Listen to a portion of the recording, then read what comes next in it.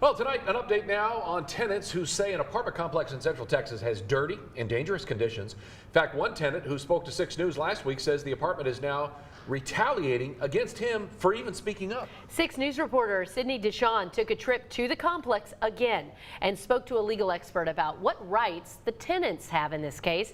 Sydney, what'd you find out? Yeah, Chris, Lindsay, Rashawn Baton received a violation letter from the Brooke Apartments just hours after the story aired last week. The basis was for having an unauthorized occupant, but the veteran says he hasn't lived there in months because the conditions are so unbearable. Just hours ago, a mold assessment consultant visited the complex to test what type of mold was in the unit and what the indoor air quality is. The results come back tomorrow and will determine whether or not it's safe to be inside.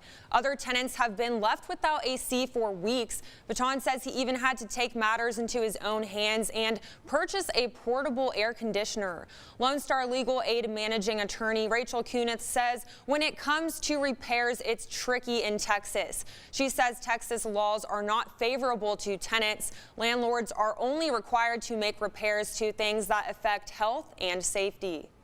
If there's a big hole in the floor, or if there's mold, or if the door doesn't close, things that are pretty obviously affecting someone's safety, then that is something that a landlord would be required under Texas law to repair. I think it's surprising to a lot of people that air conditioning is not necessarily one of those things. Kunith also says there is always an opportunity for a tenant to go to court. She says the judge has the final say on whether or not the tenant has to move out, despite what the apartment complex says. As far as property management, they are still waiting to get those repairs in. Coming up tonight at 6, we hear from the tenant who is now seeking legal action because he said he has had enough. Yeah, and I guess there's no other recourse at this point. And the timing of that violation letter is suspicious. Yes. All right, Sydney, thank you.